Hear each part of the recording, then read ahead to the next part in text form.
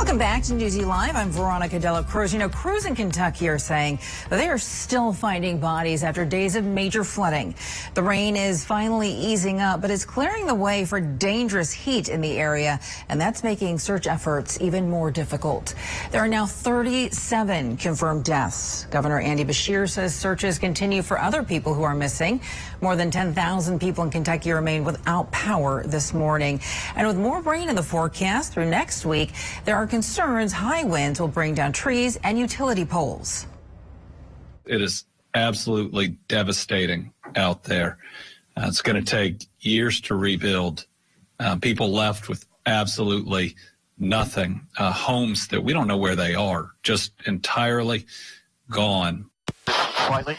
Looking at newly released video of the Kentucky National Guard rescuing people last Thursday and Friday.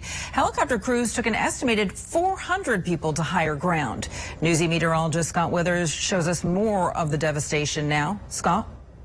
Veronica, there is good news. Blue sky. The rains have moved on here, and we don't need any more rain. You can see behind me, this neighborhood just destroyed. Cars tossed around. There should be a house right here, but it is gone because of this troublesome creek. It came through here, washing away this entire neighborhood and killing 4 residents.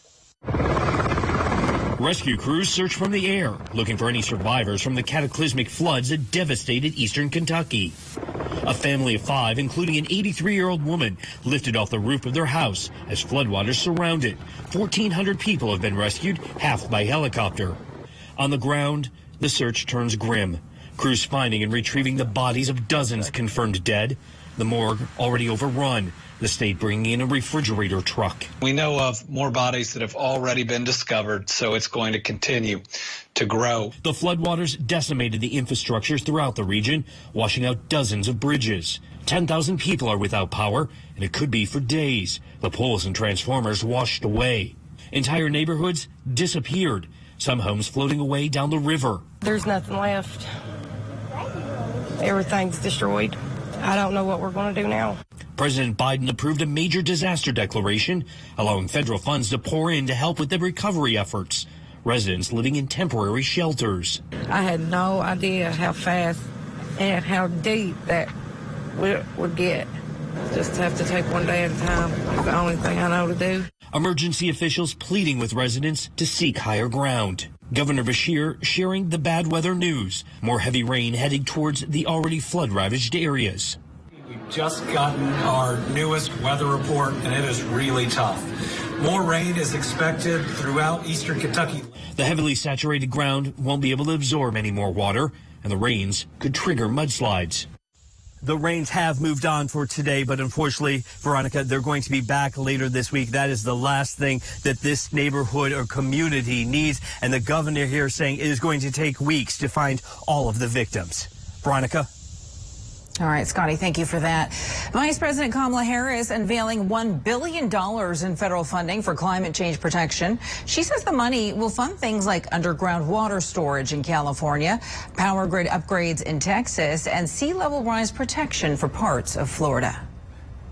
These projects will also strengthen our economy by preventing billions of dollars of damage from extreme weather. This $1 billion investment is double what our administration did last year. And as President Biden recently announced, next year we will be doubling that investment once again to more than $2 billion. The vice president also called on Congress to pass a budget reconciliation package aimed at curbing the climate crisis. It would invest hundreds of billions of dollars in clean energy and zero-emission vehicles. Well, the McKinney fire near the California-Oregon border exploding now to more than 55,000 acres with 0% containment. Dry vegetation and the threat of thunderstorms with high winds hampering efforts there to control the flames. 2 people so far have died in the fire, which has consumed more than 100 homes and buildings. The cause of the fire is still under investigation, but lightning is suspected. Also to come on Newsy Live, former Democrats and Republicans joining forces to give Americans a new political option. What is the Forward Party? And will voters abandon years of voting tradition to try something new? Plus, House Speaker Nancy Pelosi on the move in Asia right now, and leaders in China and here in the U.S. are watching what comes next closely. We'll have new information for you when Newsy Live returns.